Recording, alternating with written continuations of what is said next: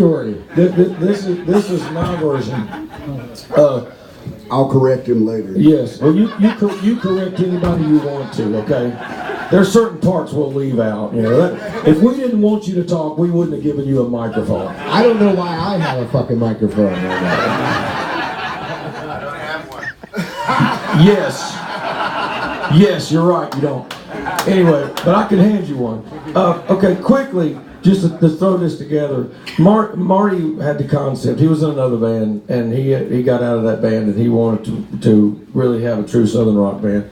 So he contacted me. We had a lineup that was actually a band, but all the band members were a band that Marty had been in before.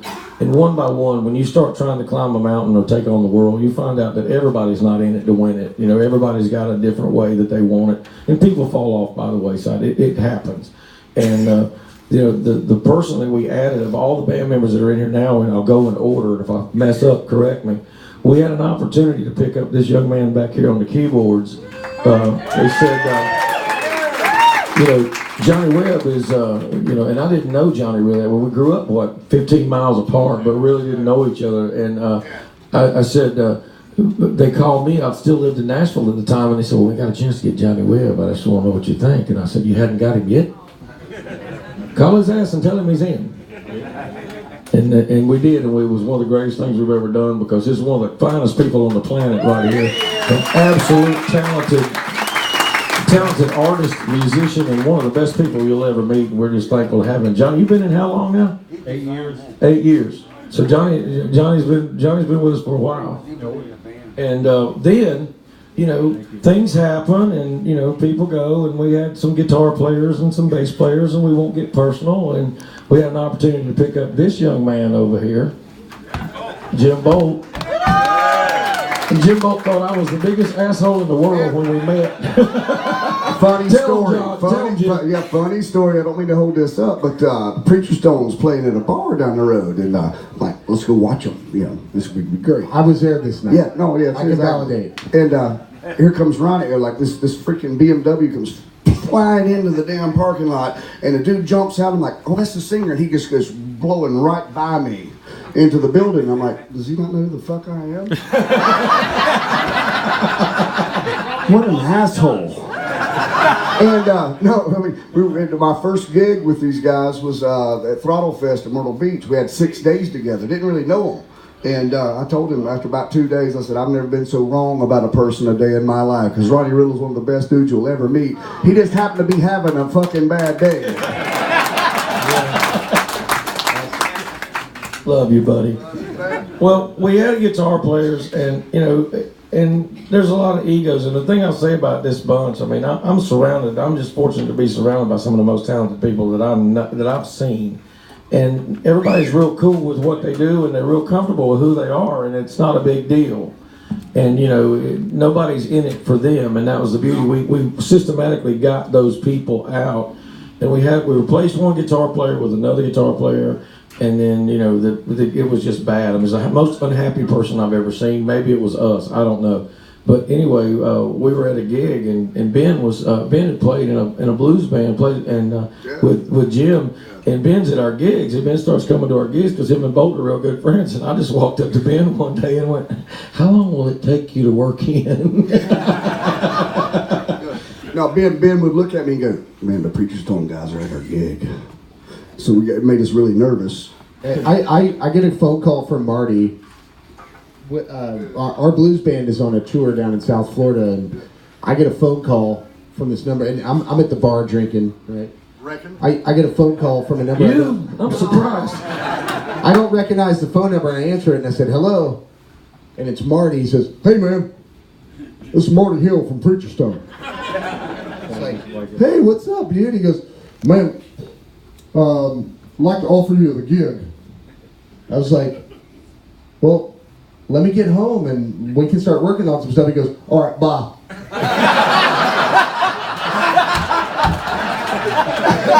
That was real right there. That's exactly how If you've ever talked to Marty on the phone, you know that's how he gets off the phone. He goes, all right, bye. It's like you could be talking about the most emotional thing in the world. It's like, bye. All right, so So we add Ben, and we got a pretty good little thing going, and everything's fine, and we're out doing some cruises and playing and all, and it's working. And we have an issue with the drummer, and it's time. We got time to part ways, so we start auditioning drummers. And I will say this. I'm going to go back. I apologize. And one more thing about the Jim Bolt thing is we're trying to find a bass player. We had to do a gig or two where I played bass and sang, and everybody was like, "Wow, I didn't know you could play a guitar." And I was no, and I was, I'd done it. But we had so many bass players. We were honored. We had so many bass players that wanted to be auditioned. We couldn't do them all. So Marty said, split it in half. You take half of them, and I'll take the other half. And I'm having people coming to my house, and I'm going, no, it doesn't go like that. It goes like this. And I'm thinking, if I've got to show you, why do I want you? And he comes in, man, and he just ripped it off. And Jim and Ben both. I mean, they're just their attitudes are just funny. I mean, they love them. It created, so now we need a drummer, right? So we start auditioning drummers, and you get, this drummer's okay, but that drummer's, and then you go back and forth, back and forth, back and forth. And Ben says, before we give anybody the gig, I got this guy I want you to hear. And I said, okay. He said, just hear it. Just hear it. He said, now I'm going to tell you straight up. He's a 6'7" black kid with dreadlocks.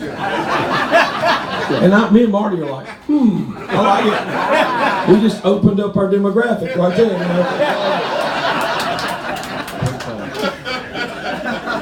But in November of 2015, we holed up in our little studio in Landis, North Carolina, and we brought this young man in right here, and it has not been the same.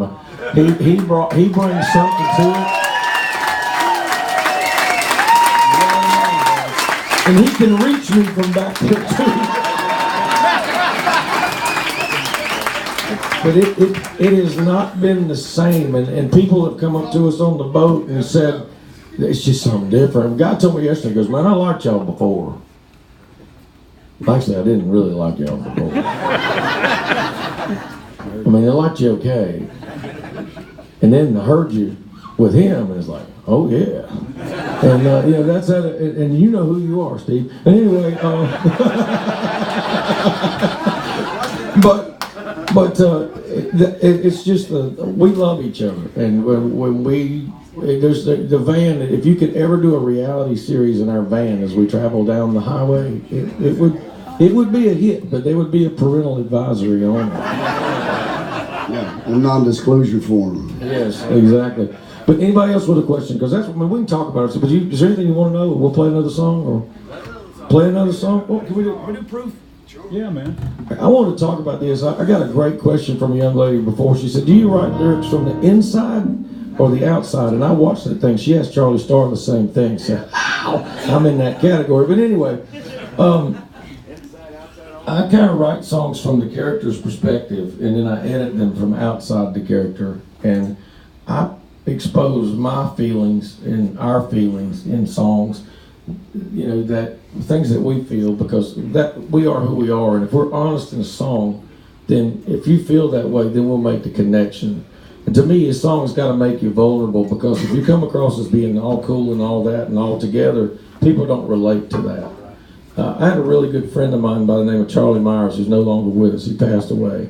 We had this music that we're going to play for you here, and we had no subject, and I went out drinking with him one night. He came to where I live, and we went out and had a few drinks, and I thought, man, I love this guy. I mean, we just talk about the craziest stuff and stay out way too late, and he's my real friend. So I was kind of inspired, and I usually do a lot of rewriting and a lot of editing, but honestly, in this case, the lyrics to this song just happened one time through, and it was done. And it's a drinking song. It's on our first record. It's called Livin Proof.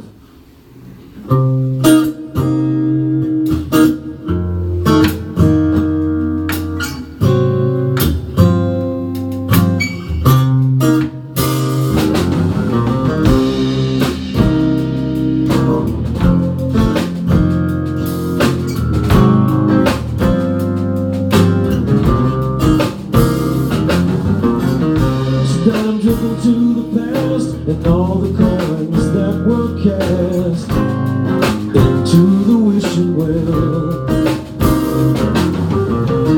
If I could do it all again, I'd still throw caution to the wind, just to have the stories to tell. Oh, friend of mine, we get better with time. God as my witness, that's the truth. And like the whiskey in my glass, seasoned by the years that pass, here's to me and here's to you, we're the living proof.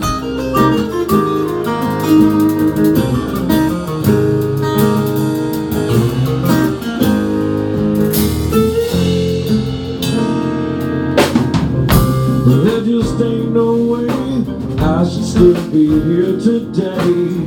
Guess God is watching over fools. It's been a long winding road and I've paid the dues and debts I owe, but I wouldn't have made it without you. Oh, friend of mine, we get better with time. God as my witness, that's the truth. And like the whiskey in my glass, seasoned by the years that pass, here's to me and here's to you, we're the living proof.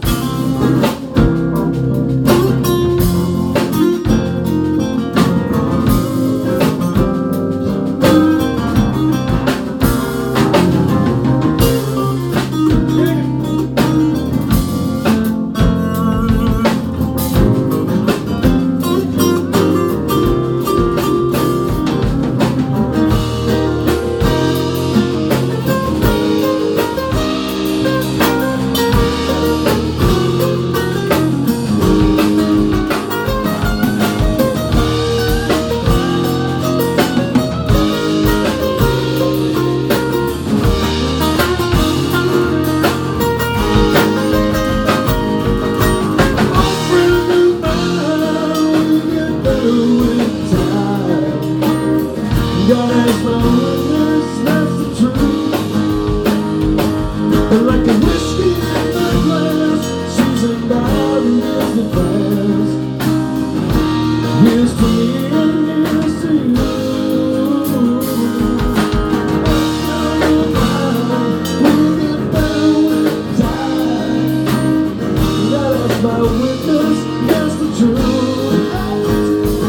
And like the whiskey in my glass, seasoned by the years that pass, here's to me and here's to you, we're the living proof.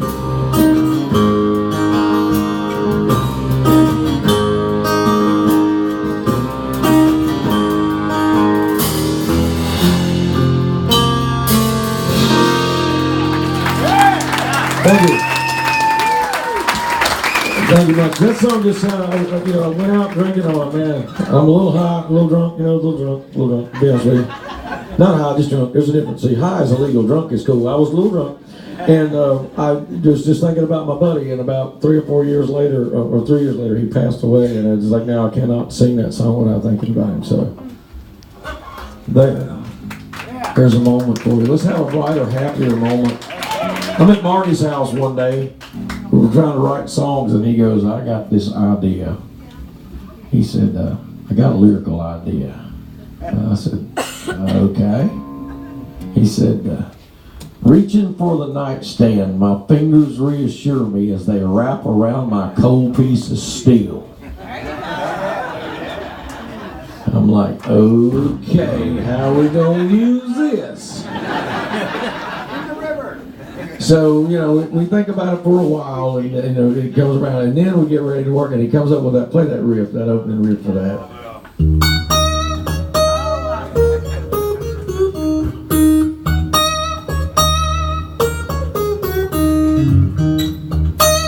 So that's what I got to work with. And we're just like, all these ideas, you write down, like Jim said, we forget a lot of them, you put them down, and then you got to change. And then all of a sudden, here comes music. And it's like, now we got to tell a story. And it's weird. And I tell people this, and they look at me like, no, you're lying.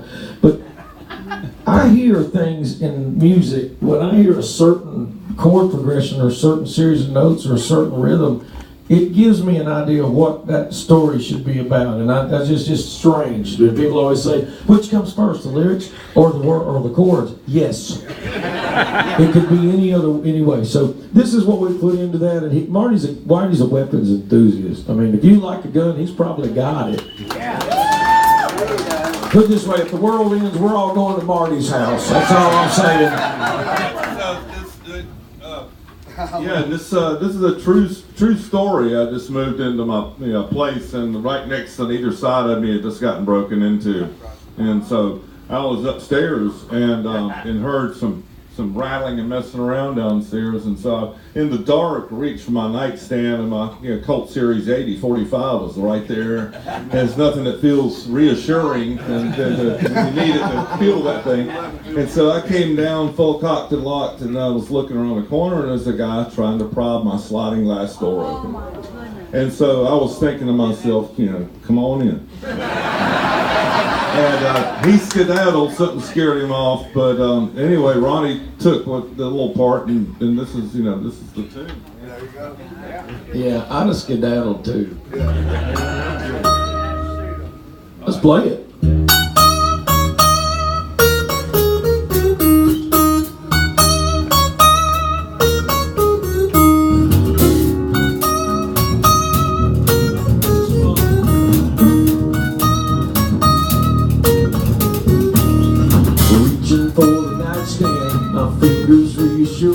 As they wrap around my cold piece of steel, I got one eye on the window, one eye on the back door, wondering if that noise was real.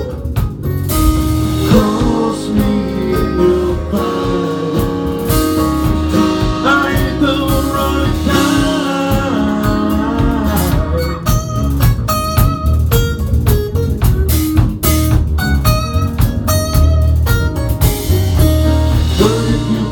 lucky friend, come on in. Newsman on the TV is starting to concern me. Says they schoolers running wild in the street, raising hell in the neighborhood, cause they think the picking's good. I ain't scared, I'm packing heat, and just cross me and you'll find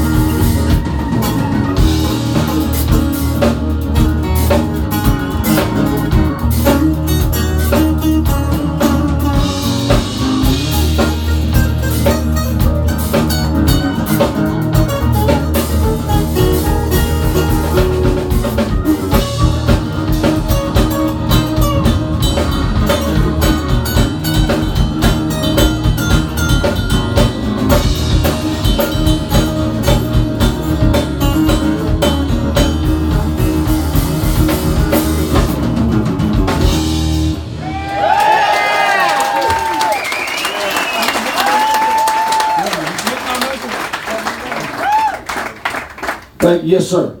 A lot of your songs have, for lack of a better description, cliches. Yeah.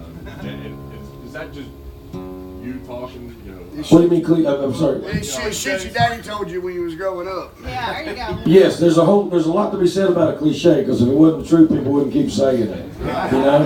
Every dog has his day. Right, yes. And be honest with you. Day late, dollar short. Thank you for pointing that out. Here's what I did. When I was a kid, I was a sponge.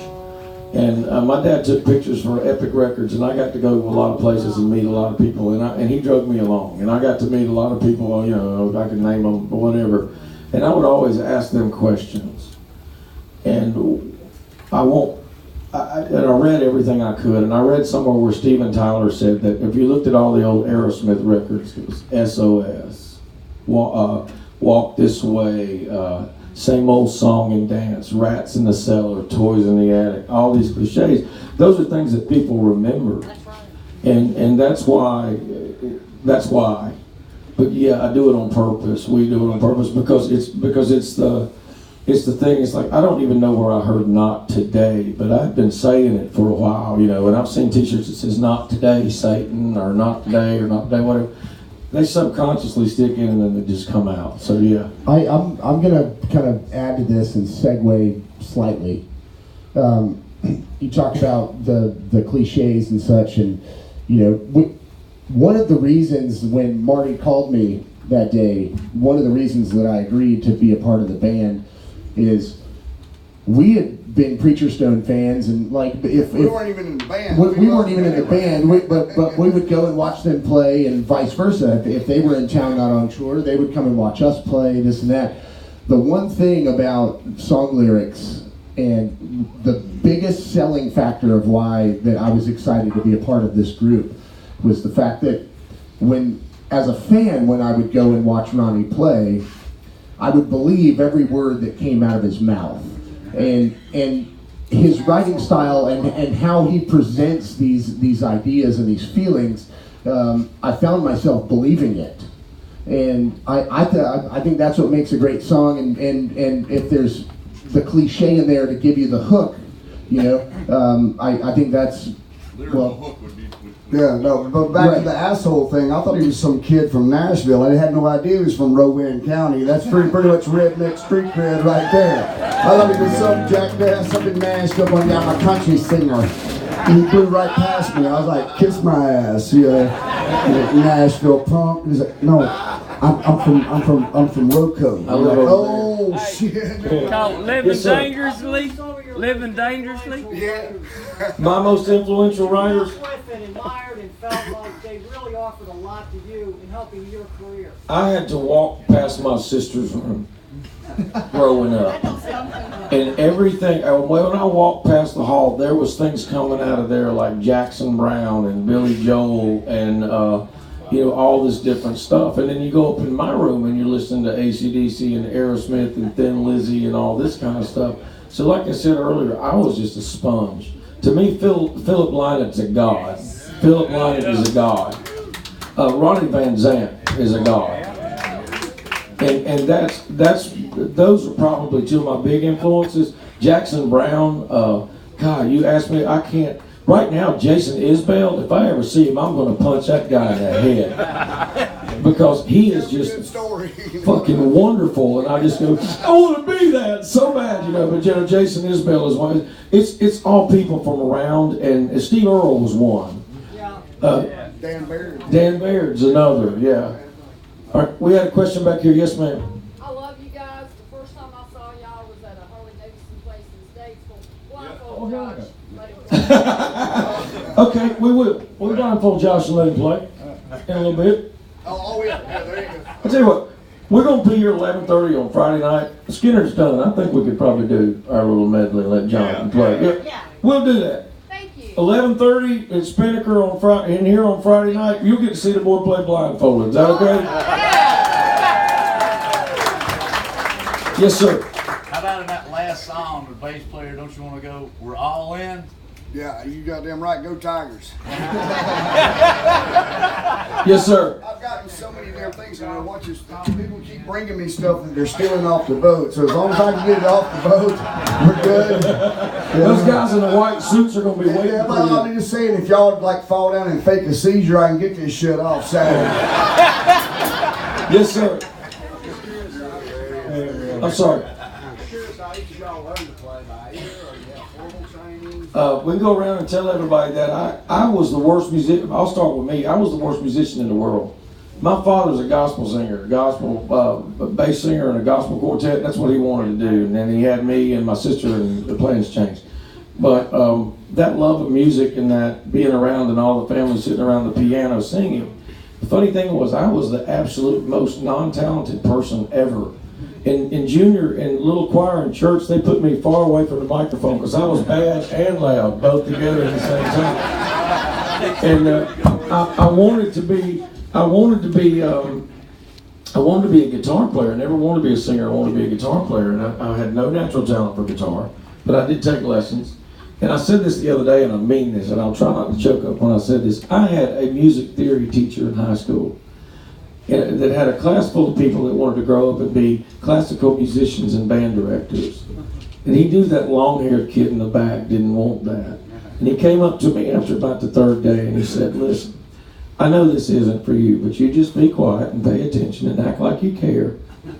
And every day at the end of class, I want you to have a question for me. And if I can't answer it, I'll answer it the next day. So his guidance taught me a little bit about music that I know, but I struggled as a guitar player. And then I became a singer because every singer was a dickhead, and it was like we just played a high school dance, and the singer thinks he's wonderful now, and all that kind of stuff. So that way. So Marty, how about you? How'd you start? Well, I started out taking classical guitar lessons, when I was 10 years old. But by the time I got to high school, I was still playing the thing, and some girl came up to me one time and she said, "You'd be a lot cooler if you played an electric guitar," and played some rock and roll stuff. And then by the time, right before I got into high school, I discovered Leonard Skinner, and was in high school when the plane crash happened. And my graduating annual has Leonard Skinner on it instead of my name, by the way. And Gary and Bob Burns signed my annual for it, and they actually took it up on one of these cruises. They took it up, and he sat with his daughter and read all the stuff. Like, one day you'll be playing with Leonard Skinner. That's what my classmates were writing. So it came full circle, but most of the stuff I learned was by ear, burning up Leonard Skinner albums. You skip the needle across there, you wear it. I wore out probably like 7 copies of One More from the Road, trying to learn how to play that stuff. I was so far out into the country when I was a little kid, there was not kids for miles, so I played in the woods by myself. And I heard Magic Carpet Ride by Steppenwolf, and I was like, damn, listen to that organ. And I wanted to play so bad, and I didn't even have a keyboard. I painted one on a school desk, acted like I was playing. And my mom buys me a little Magnus Ford organ about this big, and I sit there and I'd work 1 finger, 2 finger, 3 finger, until I got to where I could do a little something. And a great band comes through town, and I'm going, I'm a keyboard player. Well, what kind of keyboard you got? I really don't have any. They bought me keyboards. Yes, and they took me on the road, and hell, I was gone for 20 years. They just threw me in the mix, and it happened. That's why I play with my eyes closed, because I have no friggin' earthly idea where it comes from. I just feel it. So, thank God. Thank you. You gonna tell the David Letterman story? Yeah. No, I'm not going to talk about doing David Letterman. No, tell him. Yeah, we gotta tell them now. Tell So- him. Robinson, I was on David Letterman.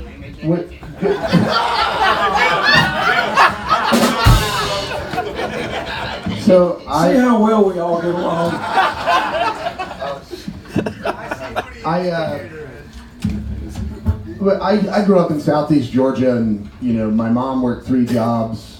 I have 3 brothers, and so nobody had any money, And I would go over to my friend's house, and he had cable, so we would watch MTV. And this is back when MTV actually played music. You weren't watching a bunch of fucking like pregnant teenagers running around on television back when we were watching MTV. And I saw this music video, and it was Motley Crue, and there was there was Vince Neil and Motley Crue, and they had all these hot chicks and like Ferraris and shit, and I was like, I'm gonna do that. That's what I want to do. And so for my 8th birthday, my birthday was coming up, and my dad asked me, and he says, "Well, what do you want for your birthday?" I said, "I want a guitar, because I'm gonna be a rock star like that dude I saw on TV." And so he went to like this pawn shop, and it probably cost him $40, and he brings me home this electric guitar, and I thought it was the greatest thing in the world. I didn't realize it was a huge piece of shit, but whatever. I start figuring out how to jingle on the thing, and my parents are divorced, so I would go down to my dad's on the weekends, and he toured and played music all of his life, and I started listening to some Stevie Ray Vaughan records, and my dad comes into my bedroom at his house, and he goes, what record is that on? And I said, "No, I'm just playing." Then he calls all of his friends over. He said, "You guys got to see this." So just to humor Marty, the next thing I know, I'm going and I'm playing all these jam nights around Southeast Georgia, Jacksonville, Florida area, and this agent finds me, and I don't know, maybe a few months later, my mom and I flew to New York, and we did the David Letterman show. That was fun. That's right, Bolt. I'm Ben Robinson. I did Letterman, motherfucker. Ben gets about a half-assed depressed. He just Googles himself, and the video comes up. That's funny. But yeah, and then go on and continue and keep playing, and now I ended up with these 5 goons, and here we are. I have the best time of my life, by the way. Love you too. Bo? Oh no, I just play bass. Let's move on.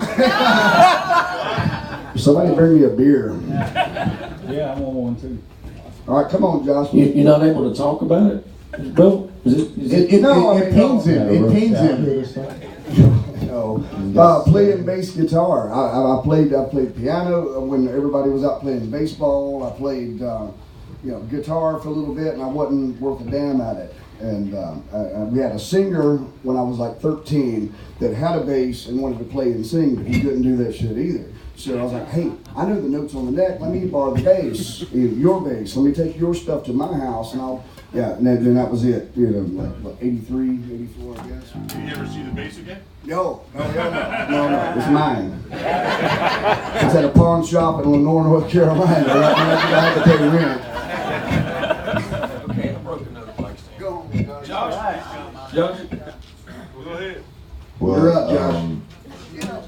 Hurry up, son. Quiet No, man. Pull up my britches now.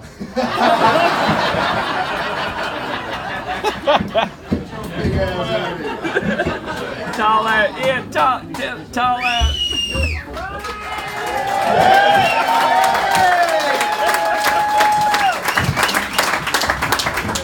What's up, guys? Y'all feeling good? In my family, I had cousins that were older than me, play drums. I've been playing since I was 2. I never had a kid or nothing like that. So I would get on my family's nerves by playing on pots and pans and shit at like 3 in the morning. That was like my favorite time for some reason. But then I would go down to the country and there's not shit to do. You don't get cable. It's like 3 stoplights. There's no movie theater or nothing. I was like, man, I keep getting in trouble because I keep breaking shit. I keep getting in fights and I keep getting my ass whooped. Not by the guy, but my grandma was. When you got home. Yeah, that was bad. But I stumbled across drums, and sadly to say, my cousins had already started, and they were better than me. And every time I sit down, they'd be like, "Dude, you suck. Get up, get up." Like, get up there, wrestle me off the kid, and I'd be like, "Look, man, one day when I get older, I'm beating all your asses, man. None of you gonna be able to see me on kid." And that's how it started. Like, we just got conditioned that way. And then you go to church, and it's like even worse. because you wouldn't believe the stuff that go. People think that people who go to church all, holy and stuff. They're really violent. Especially when it comes to learning music. They don't give a shit. Look, if you don't do the right thing, if you ain't paying attention, I heard some people say, you sit with Johnny Gill, you just watch him like a hog. That comes from church. Because if you didn't, a shoe was coming at your head or something like, dude, pay attention. We don't remove from that chorus. No. But that's how I got started. Then I ended up playing in a bunch of nightclubs. And fast forward, I'm in this, little hole in the wall spot. I'm like, man, this might be cool. Little did I know, some of the best musicians in the world come in there. And Ben Robinson happened to be one of them that night. And I was in there, I was like, High Rock, isn't it? I'm gonna see what this has to offer. This really isn't my deal. I don't play this stuff. Way too cool for it.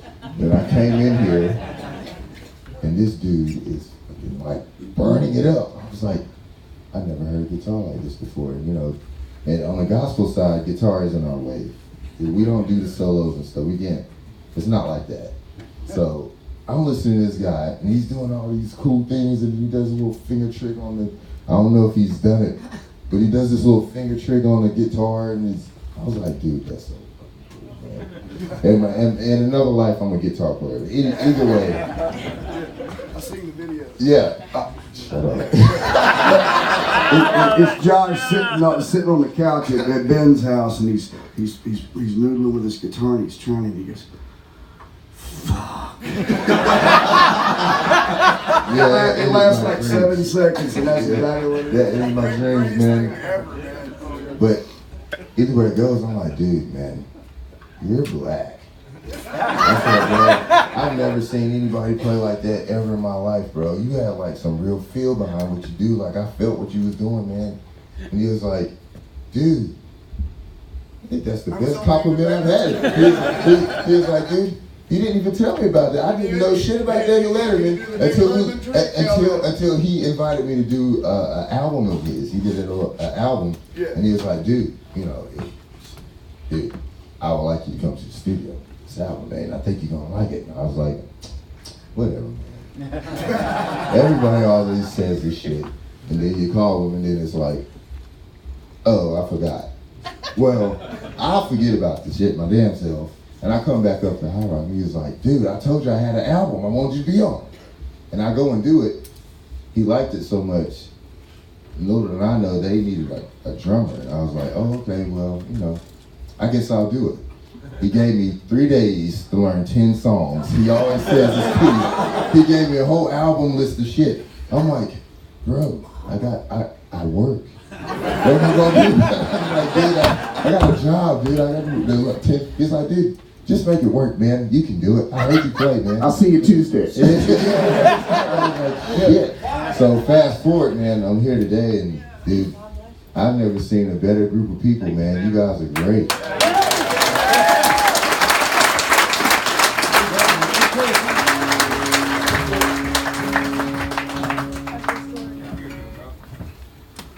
Y'all don't care if we go a little over, do you? No. Nowhere to be. No, we're fine. We ain't got nowhere to be. Listen, after this, lunch is on me in the cafeteria. I'll do a song for you that we lost a lot of people over this past year, and this next song's on the Pay Dirt record, unless it's renamed now. It's the Play Dirty now. Play Dirty record, according to over there. But On the side. I just had a thought about my life, and our lives as people, because I know these guys very well. We talk all the time. We share a lot of the same emotions and the same feelings and stuff. And I just thought, okay, what when I die? How do I want to be remembered? What would I need to say? What is everybody that needs to know about me? And here you go. Here's another one of your cliches. Meet my maker.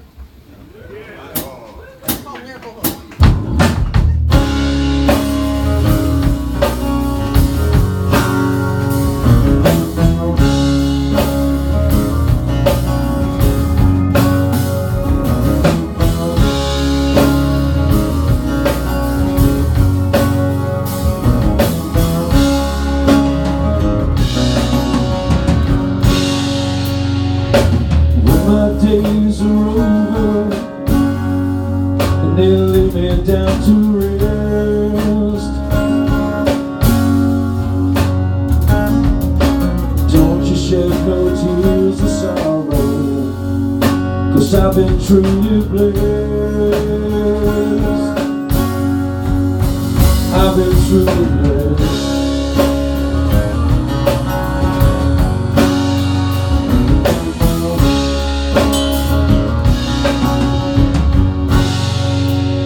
Well, I love me one fine woman, and I'm proud to call you friend. And I watch my children grow, I hope they smile when they remember when it's my time. My faith won't waver. Don't you cry when I go to meet my maker. Things I thought would kill me only made me stronger.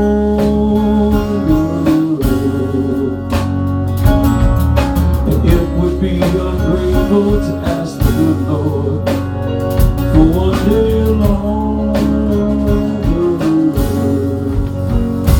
When it's my time,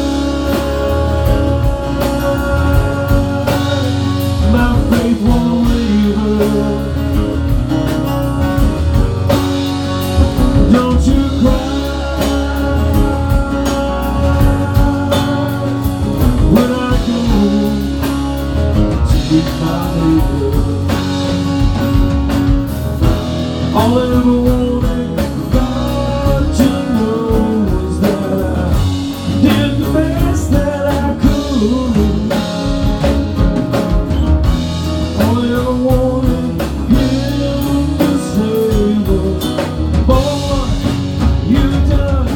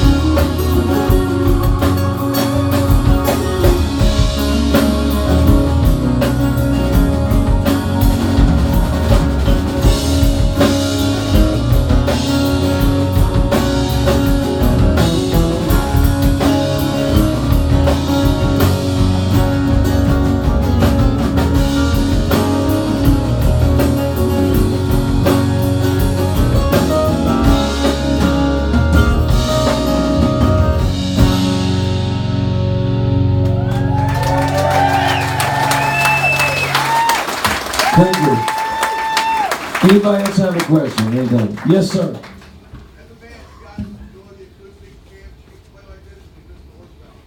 I love it. I love playing like this because I'll be honest with you, I'm the luckiest person in this band.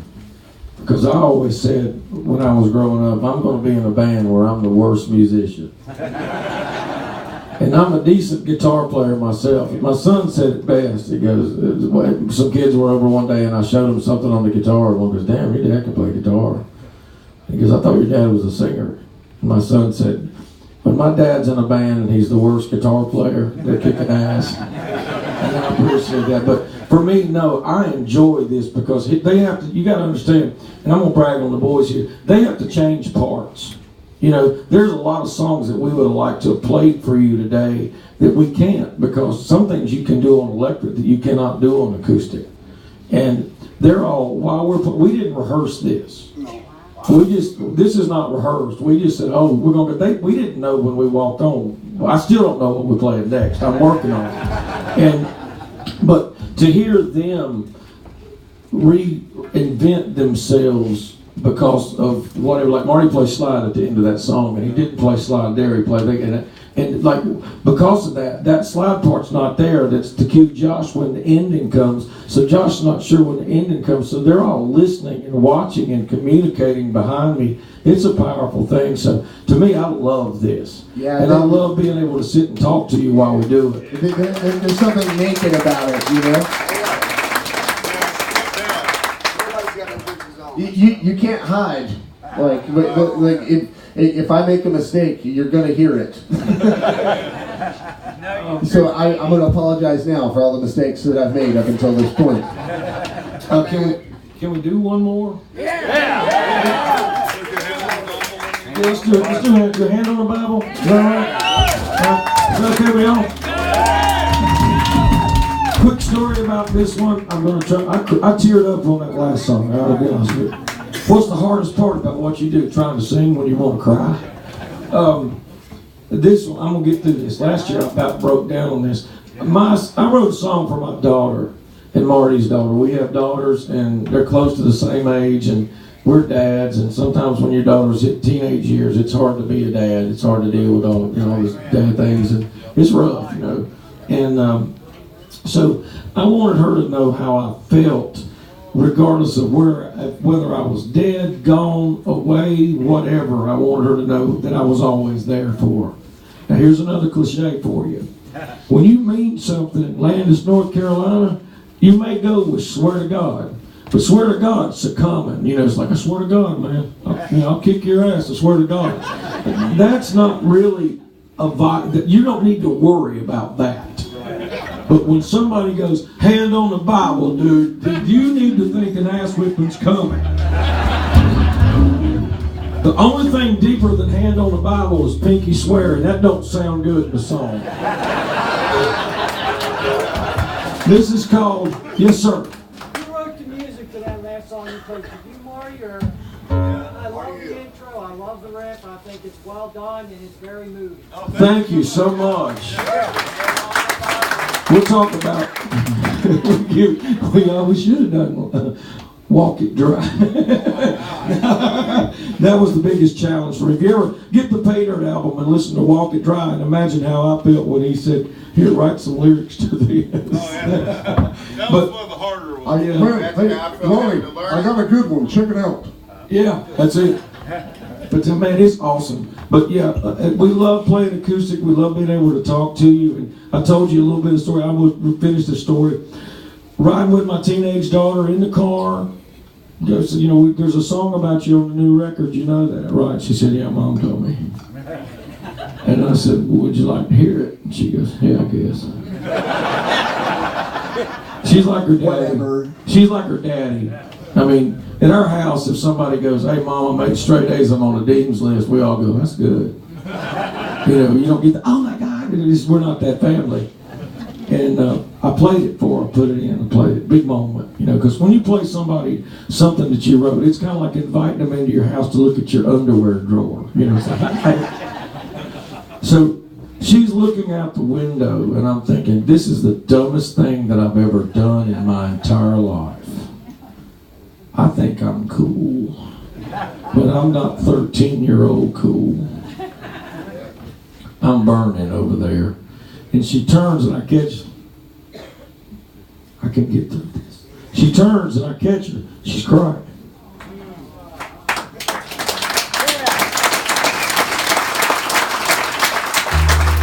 So I start crying too. We're on the way to get school supplies. We had to sit in the parking lot of Walgreens for like 15 minutes for our faces. She said, Dad, promise me you'll never make me listen to that again. and the odd times that she does come to a show, the first thing she does is wants to see the set list. She wants to know what's before it, what's after it, because she's leaving when we're playing the first one and coming back in the middle of the second one. That's the way we do it. But this is called Hand on the Bible.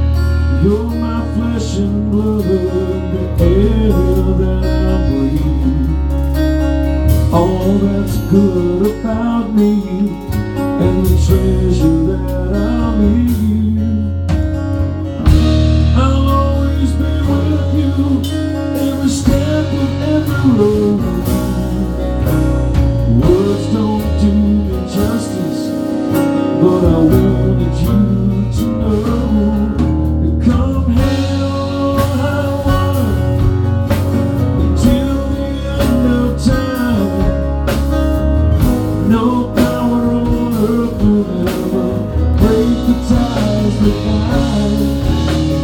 Should tomorrow find me far away, dead and alone, my hand on the Bible, you'll never be alone.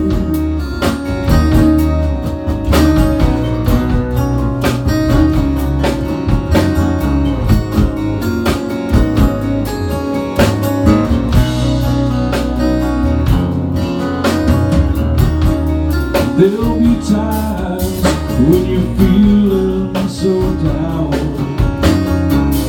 the cold wind's blowing and a friend just can't be found. I'll always be with you, even when you stray. We're bound together soul to soul, we can't take that away. Come here until the end of time.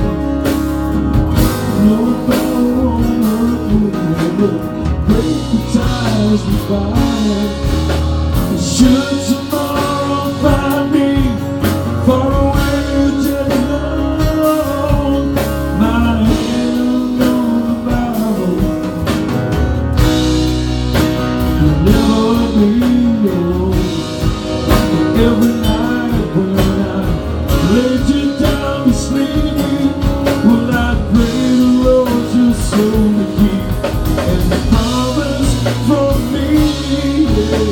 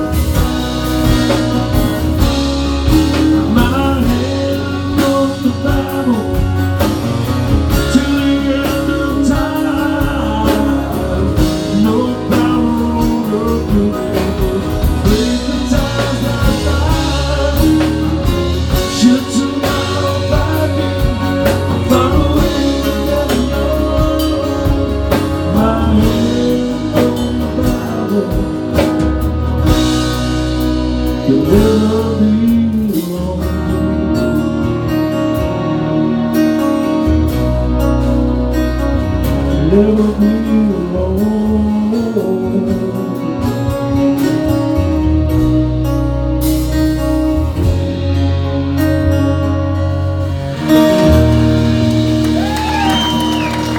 Thank you so much.